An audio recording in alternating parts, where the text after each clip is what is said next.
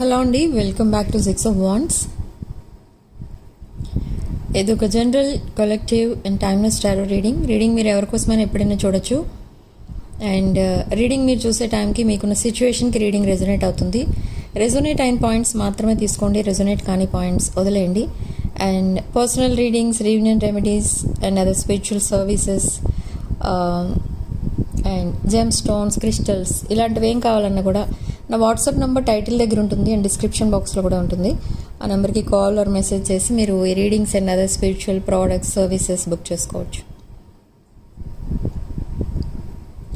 So మీ person true feelings and మీ true feelings ఏంటో చెక్ చేద్దాం. ఇక్కడ మీ person they are planning for a better future.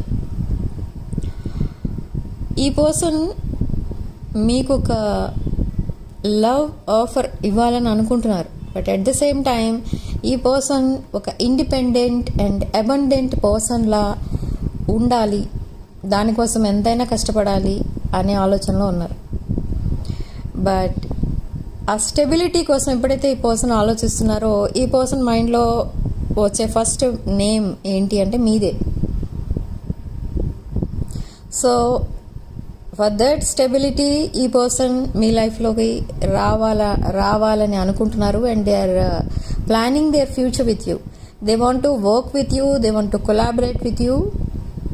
And ఇదొకటే కాదు, ఈ పర్సన్ మీకు కొన్ని విషయాలు చెప్పుంటారు. In the past or present మీరు కమ్యూనికేషన్లోనే ఉన్నారు, but they are not communicating properly. You are waiting for their messages. మీరు మెసేజ్ చేస్తున్నారు, రిప్లై కోసం వెయిట్ చేస్తున్నారు. కానీ ఇక్కడ ఈ పర్సన్ ఇన్ ద పాస్ట్ కొన్ని విషయాలు చెప్పారు మీకు.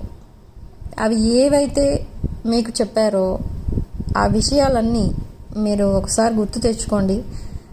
అవన్నీ కూడా ఈ పర్సన్ ఇప్పుడు ఇంప్లిమెంట్ చేయడానికి రెడీగా ఉన్నారు. Okay, if suppose in the past ఈ పర్సన్ మీతో క్లోజ్గా ఉన్నప్పుడు ఈ పర్సన్ మీతో అని ఉండొచ్చు, ఈ పర్సన్ మ్యారేజ్ అంటూ చేసుకుంటే మిమ్మల్నే చేసుకుంటానండి, ఆర్ అలాంటివి ఏవో కొన్ని డీప్ ఎమోషనల్ డైలాగ్స్ ఏవో ఈ పర్సన్ యూజ్ చేశారు. కానీ ఇన్ ద పాస్ట్ ఈ పర్సన్ అలాంటివి సీరియస్గా అనలేదు. జస్ట్ ఫర్ మ్యానిపులేటింగ్ యూ ఈ పర్సన్ మీతో అలా మాట్లాడారు. In the past they manipulated you, gas lighted you. కానీ మీరు మాత్రం ఫ్రమ్ ద బిగినింగ్ ఒక జెన్యూన్ ఇంటెన్షన్తో ఉన్నారు. మీది ఒక వన్ సైడ్ లవ్. బట్ ఈ పర్సన్కి అప్పట్లో ఫీలింగ్స్ అనేవి లేవు మీ పైన, just they manipulated you. Okay, so ఈ పర్సన్ అప్పుడు ఏవైతే మీతో చెప్పారో అవి ఇంకా గుర్తున్నాయి ఈ పర్సన్కి. సో అవన్నీ కూడా ఇప్పుడు అవన్నీ నిజంగా మ్యానిపులేషన్ కాదు. ఇప్పుడు చెప్పబోయేవి, తను చేసేవి అన్నీ కూడా నిజమే. ఓకే, బట్ ఇప్పుడు ఎందుకు ఇంత జెన్యూన్గా ఉండబోతున్నారు అని అంటే ఇప్పుడు this person is ready for commitment.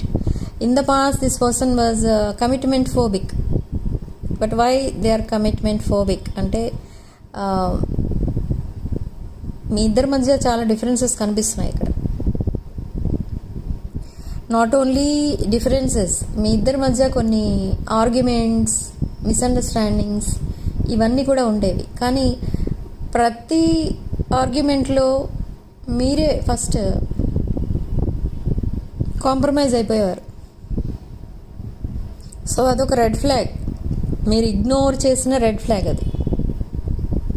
Okay, but and communication విషయంలో కూడా ఎప్పుడు మీ పర్సన్ ఉన్నట్టుండి సైలెంట్ అయిపోవడం మీ పర్సన్కున్న అదొక అలవాటు. కానీ మీరు ప్రతిసారి మెసేజ్ చేసేది ఫస్ట్ టైం మీరే. ఇఫ్ సపోజ్ మీ మధ్య ఏదో ఆర్గ్యుమెంట్ జరిగింది, మీరిద్దరూ సైలెంట్ అయిపోయారు, అండ్ అగైన్ ఫస్ట్ ఎవరు మాట్లాడతారంటే మళ్ళీ అది మీరే, మీ పర్సన్ కాదు. సో ఈ పర్సన్కి అదే సైకిల్ కంటిన్యూ చేయడం అలవాటు అయిపోయింది. ఇప్పుడు ఏంటంటే ఇప్పుడు మీతో ఒక బ్రాండ్ న్యూ చాప్టర్ స్టార్ట్ చేద్దామని ఈ పర్సన్ ప్లానింగ్లో ఉన్నారు. బట్ దీనిలో కూడా ఈ పర్సన్ జెన్యూన్గానే ఉన్నారు, but they are afraid of some things. So మీరే మళ్ళీ ఈ బ్రాండ్ న్యూ చాప్టర్ని కూడా మీరే స్టార్ట్ చేస్తే ఈ పర్సన్ కంప్లీట్ చేస్తారు. ఓకే, ఇది రెడ్ ఫ్లాగ్ కాదు ఇక్కడ. ఇక్కడ ఈ పర్సన్ జెన్యున్గా ఉన్నారు కాబట్టి దీన్ని రెడ్ ఫ్లాగ్ అని అనరు. సో మీరు ఇన్ ద పాస్ట్ కొన్ని రెడ్ ఫ్లాగ్స్ వచ్చినా మీరు ఇగ్నోర్ చేస్తూ పోయారు, కానీ ఇప్పుడు మీరు చాలా కేర్ఫుల్గా ఒక స్టెప్ ముందుకు వేయాలన్నా చాలా కేర్ఫుల్గా ఉంటారు.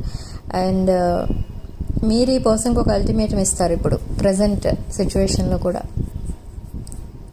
ఏంటి అది అంటే, ఈ పర్సన్తో మీరు హ్యాపీగా ఉండాలి, ఆర్ మీ రిలేషన్షిప్ హ్యాపీగా ఉండాలి, హ్యాపీగా ముందుకెళ్ళాలి, ఒక డీప్ బాండింగ్గా ఉండాలి, అదొక హ్యాపీలీ ఎవర్ ఆఫ్టర్గా ఉండాలి, అండ్ ఒక హ్యాపీ మ్యారీడ్ లైఫ్ చూడాలి అనుకుంటే మీ మధ్య కొన్ని ఎక్స్టర్నల్ ఫోర్సెస్ ఉన్నాయి, అవి ఉండకూడదు అని మీరు మళ్ళీ సేమ్ అల్టిమేటం ఇస్తారు. మేబీ ఇన్ ద పాస్ట్ కూడా మీరు ఇలాంటి అల్టిమేటం ఇచ్చారు, అగైన్ అదే రిపీట్ చేస్తారు మీరు. బట్ ఇక్కడ వండర్ ఏంటి అంటే, మిరకల్స్ హ్యాపెన్. నిజంగా ఇక్కడ ఈ పర్సన్కి తెలుసు ఆల్రెడీ, ఈ పర్సన్ లైఫ్లో మీరు తప్ప ఇంకెవరైనా ఉంటే ఈ పర్సన్ని మీరు యాక్సెప్ట్ చెయ్యరు అని పర్సన్కి తెలుసు. ఎందుకంటే పాస్ట్లో మీరు ఇచ్చిన అల్టిమేటం ప్రకారం మీరు ఈ పర్సన్కి ఆల్రెడీ చెప్పారు, ఎవరితోనైనా కమిట్మెంట్లో ఉంటే మీరు కమిట్మెంట్ ఇవ్వరు. ఓకే, మీకు తెలియకుండా ఈ పర్సన్ ఎవరితోనో కమిట్మెంట్లో ఉన్నారనుకోండి, ఉన్నారు ఇన్ ద పాస్ట్, సో అప్పుడే మీరు వాక్వే చేశారు మీ రిలేషన్షిప్ నుండి. సో ఈ పర్సన్ ఇప్పుడు they are coming clean, they are fighting some divorce case, or already they are divorced, and this person want to commit to you. ఈ person మీతో commitment ఇచ్చే టైంకి, మీకు కమిట్మెంట్ ఇచ్చే టైంకి ఈ పర్సన్ సింగిల్గా ఉంటారు. There is no other person in between you, there is no third party, and there will be no third party. Okay, third party ఇప్పుడు లేరు, already they ended that connection, and in the future కూడా third party ఉండరు. So why ఇదంతా ఎందుకు జరుగుతుంది? మీరు అనకుండానే, మీరు అడగకుండానే ఇప్పుడు ఈ పర్సన్ ఆ కనెక్షన్ ఎందుకు ఎండ్ చేశారు? ఈ పర్సన్ ఎవరైతే ఈ థర్డ్ పార్టీ అని అనుకుంటున్నారో, that person is not interested in married life. That third party want to be with their family members. Okay, అంటే ఈ పర్సన్ ఎవరితో అయితే కమిట్మెంట్లో ఉండేవారో ఆ పర్సన్కి మీ పర్సన్ పైన కానీ, మీ పర్సన్ ఫ్యామిలీ మెంబర్స్ పైన కానీ, మ్యారీడ్ లైఫ్ ఇదంతా కూడా ఆ పర్సన్కి అంతగా ఇంట్రెస్ట్ లేదు. బట్ ఈ పర్సన్ ఎలాగో ఒకలాగా చెప్పి కన్విన్స్ చేసి కమిట్మెంట్ అనేది ఇచ్చారు. బట్ అది ఎందుకు ఇచ్చారు అని అంటే, due to some reason, some financial transactions ఏవో ఉన్నాయి టూ ఫ్యామిలీస్ మధ్య. సో అలా కమిట్మెంట్ ఇవ్వడం అనేది జరిగింది, కానీ ఎంత ట్రై చేసినా ఆ రిలేషన్షిప్ అనేది మళ్ళీ ప్యాచప్ అవ్వలేదు. So now this person is fed up with that conflict. So struggle ఏదైతే ఉందో ఇప్పటి వరకు పడుతూ వచ్చారు ఈ person in that connection. But ఈ పర్సన్ ఇదంతా మీకు చెప్పారా అంటే చెప్పలేదు. మీకు ఈ విషయాలు ఏమీ కూడా తెలియకుండా జాగ్రత్త పడ్డారు. ఎందుకంటే మేబీ మీరు ఏదైనా అనొచ్చు. మీరు సపోజ్ ఇప్పుడు ఈ పర్సన్ ఏదైతే ఒక కమిట్మెంట్లో ఉండేవారో ఆ కమిట్మెంట్ కోసం మిమ్మల్ని మీకు నో చెప్పడం జరిగింది, or silently they blocked you. So ఇదంతా జరిగింది అంటే, సో మీరు అలాంటి రిలేషన్షిప్ కోసం మిమ్మల్ని బ్లాక్ చేశారు కాబట్టి మేబీ మీరు టీజ్ చేస్తారేమో ఇప్పుడు, లేదా మీ పర్సన్ని డిగ్రేడ్ చేసి మాట్లాడతారేమో, ఆర్ మీ పర్సన్ ఒక అన్సక్సెస్ఫుల్ పర్సన్ అని అంటారేమో మీరు. ఇలా రకరకాలుగా ఫియర్స్ ఉన్నాయి. సో ఇవన్నీ మాటలు పడే కంటే మీకు ఆ సిచ్యువేషన్ తెలియకుండా ఉంటే ఏ ప్రాబ్లం ఉండదు. కాబట్టి అదంతా కూడా హైడ్ చేసేస్తున్నారు ఈ person. But before committing to you ఈ పర్సన్ ఇదంతా చెప్పాలి, తప్పదు కాబట్టి చెప్తారు మీకు తప్పకుండా. దే ఆర్ కంప్లీట్లీ సింగిల్ అని మీకు చెప్తారు. బట్ ఇక్కడ ఇంకొక ప్రాబ్లం ఉంది మీ సైడ్ నుంచి. ఏంటి అని అంటే, మీరు ఏదైతే ఇప్పుడు అల్టిమేటం ఇచ్చారో అది ఇచ్చారు ఓకే, కానీ మీకు ఇంకా కొన్ని డౌట్స్ ఉంటాయి మీ పర్సన్ పైన.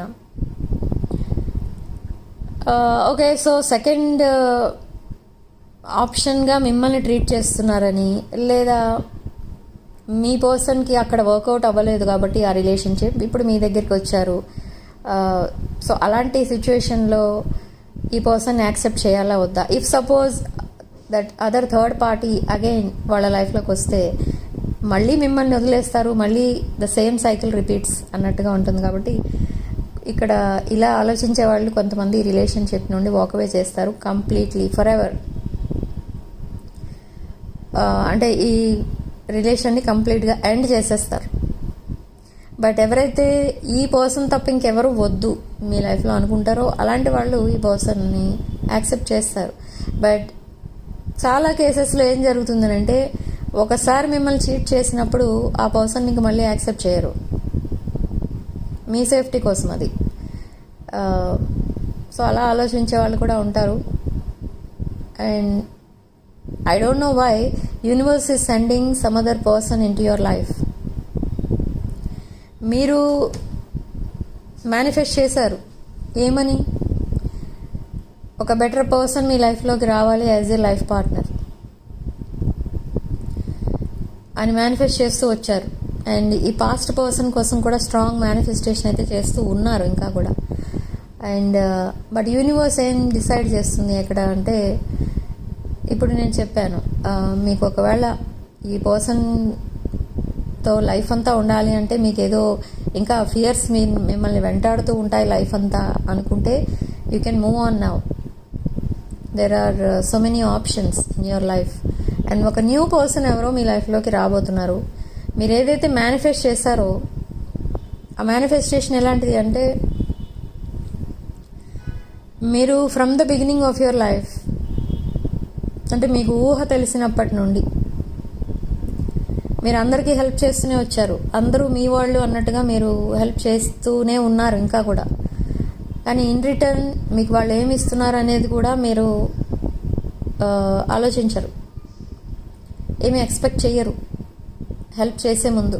సో ఇక్కడ ఈ మేనిఫెస్టేషన్ మీకు ఎలా ఇక్కడ పనిచేస్తుంది అని అంటే, మీ లవ్ రిలేషన్లో కూడా ఇదే జరిగింది. మీరు ఈ పర్సన్కి చాలా కేరింగ్గా, నర్చరింగ్గా ఉన్నారు, హెల్పింగ్గా ఉన్నారు, అన్ని విషయాల్లో హెల్పింగ్గా ఉన్నారు ఈ పర్సన్కి.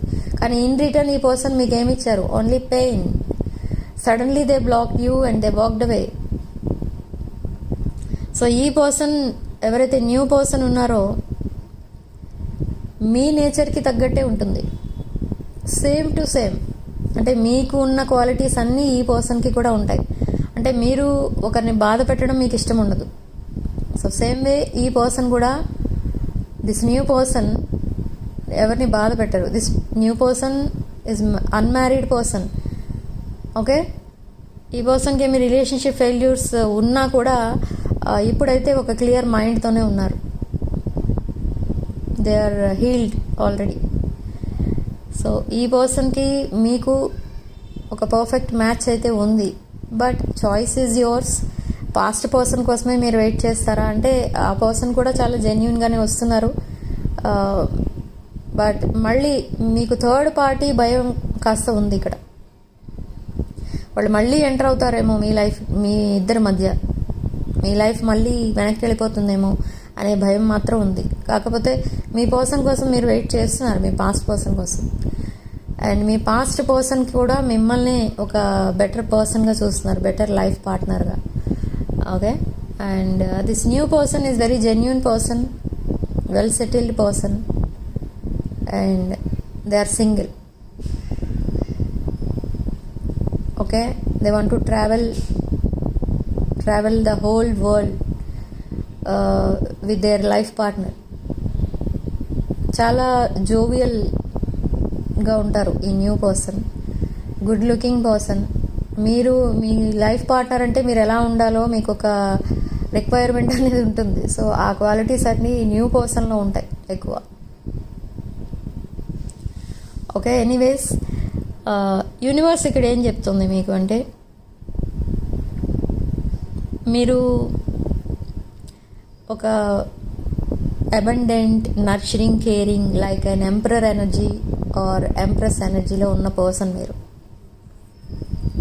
సో ఈ టైంలో మీరు మీ లైఫ్ పార్ట్నర్ని చూస్ చేసుకునే ముందు చాలా కేర్ఫుల్గా ఉండాలి.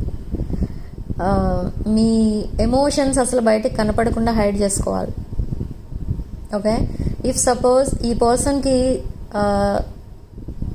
ఏమనిపిస్తుంది, మీ పాస్ట్ పర్సన్ కంటే మీకు మెసేజ్ చేయాలి అండ్ హార్ట్ ఫెల్ట్ కాన్వర్సేషన్ చేయాలి మీతో, తన ఫీలింగ్స్ అండ్ ఎమోషన్స్ ఇప్పటివరకు హైడ్ చేస్తూ వచ్చారు, అవన్నీ కూడా ఒక ఓపెన్ హార్ట్ కాన్వర్సేషన్ చేయాలి మీతో, ఫీలింగ్స్ అండ్ ఎమోషన్స్ చెప్పాలి అని ఉన్నారు. So the same thing happens with in next few hours. So ఎప్పుడైతే ఈ పర్సన్ కమిట్మెంట్ కోసం మాట్లాడతారో మీ దగ్గర, మీరు ఆ ఎక్సైట్మెంట్ అనేది ఇక్కడ చూపించకూడదు మీ పర్సన్ దగ్గర. జస్ట్ స్టే కామ్, చాలా కూల్గా హ్యాండిల్ చేయాలి. మీరు కూల్గా ఉండండి. మీ పర్సన్ ఏదైనా కమిట్మెంట్ అడిగినా, తను ఒక హ్యాపీ మ్యారీడ్ లైఫ్ చూడాలి మీతో అని అనుకున్నా, మీరు యాక్సెప్ట్ చేస్తారు. అదైతే ఇక్కడ 100% కనిపిస్తుంది. యాక్సెప్ట్ చేస్తారు, దట్ ఈజ్ ఓకే. కానీ ఆ హ్యాపీనెస్, దట్ ఎక్సైట్మెంట్ ఈ పర్సన్ దగ్గర కనిపించకూడదు. ఈ పర్సన్కి ఉన్న వీక్నెస్ ఏంటంటే, మిమ్మల్ని ఎప్పుడైతే ఆ హ్యాపీ మూడ్లో చూస్తారో ఒక 10-20 డేస్ వరకు మీతో మాట్లాడరు ఈ పర్సన్. అలా ఎందుకు చేస్తారంటే, ఓకే, ఈ కనెక్షన్ పైన ఎక్కువ వర్క్ చేయనవసరం లేదు, you are already on the track. Okay, so తన పనిలో తను బిజీగా ఉంటారు. అప్పుడు ఈ పర్సన్ కొంచెం వర్కహాలిక్, హార్డ్ వర్కర్, తన లైఫ్లో చాలా డెవలప్ అవ్వాలి అని అనుకుంటున్న పర్సన్ ఈ person. And so hard working అనేది కనిపిస్తుంది ఇక్కడ మీ పర్సన్ సైడ్ నుంచి. సో ఈ ఎమోషన్స్, ఫీలింగ్స్ వాటికి తక్కువ ప్రిఫరెన్స్ ఇస్తారు ఈ పర్సన్, ఎందుకంటే ఆల్రెడీ ఒక రిలేషన్షిప్ ఫెయిల్ అయింది. ఈ పర్సన్కి మీరంటే చాలా ఇష్టం, కానీ ఎప్పుడూ ఈ పర్సన్ ఎమోషనల్ మెసేజెస్ మీకు పంపించలేదు ఇప్పటి వరకు. బట్ ఇప్పుడు పంపిస్తారు. మీరు అనుకుంటారు ఈ పర్సన్కి మీరంటే ఇష్టం, మీ పైన ఇంట్రెస్ట్ చూపిస్తారు, సడన్లీ వచ్చి ఏదో రొమాంటిక్గా మాట్లాడుతూ ఉంటారు, and again they will disappear. అసలు ఏంటి ఈ పర్సన్ పరిస్థితి అని అనిపిస్తుంది మీకు. కానీ అదంతా ఏంటి అని అంటే, ఇంకా తన పాస్ట్ కనెక్షన్కి రిలేటెడ్ ట్రామా ఇంకా మైండ్లో ఉండిపోయింది. ఆ ట్రామా ఎప్పుడైతే పోతుందో, already they are healing. So అప్పుడు మీకు కంప్లీట్గా కమిట్ అవుతారు ఈ పర్సన్. అండ్ ఈ I miss you, I love you ఇలాంటి మెసేజెస్ అయితే ఈ పర్సన్ ఇప్పటి వరకు మీకు పంపించలేదు.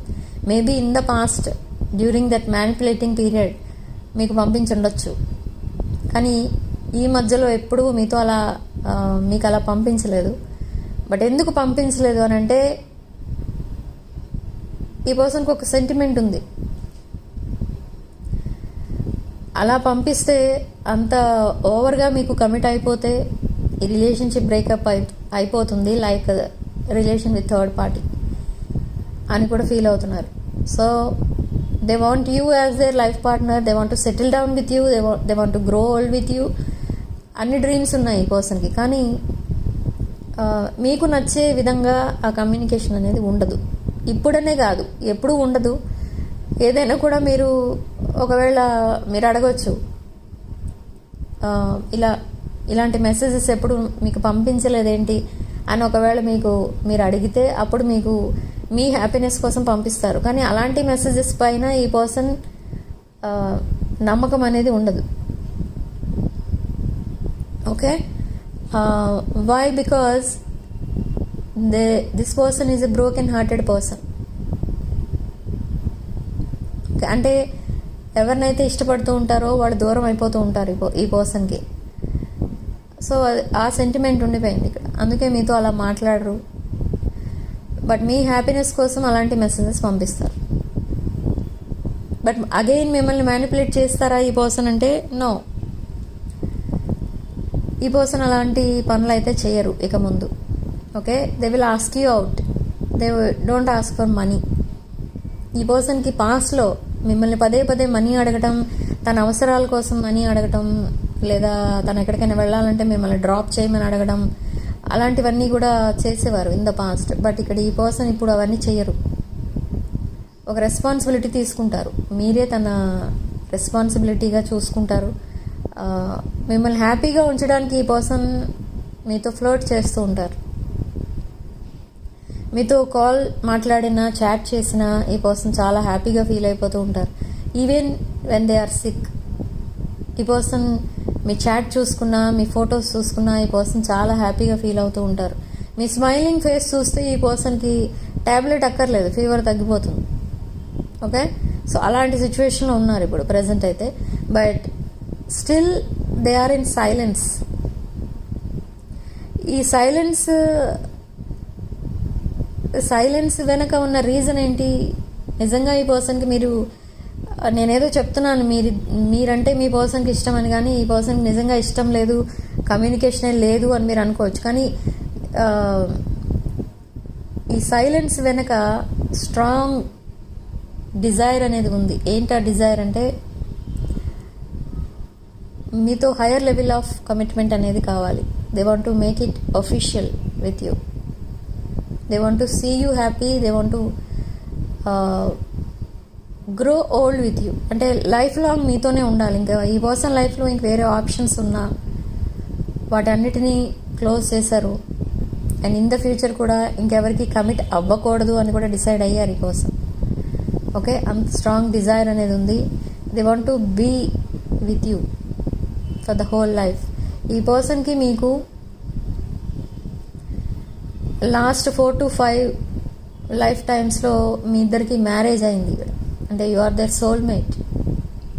అండ్ నౌ ఈ పర్సన్కి మిమ్మల్ని చూస్తే అదే అనిపిస్తుంది. స్పిరిచువల్ కనెక్షన్ ఏదో ఉంది మీ ఇద్దరి మధ్య.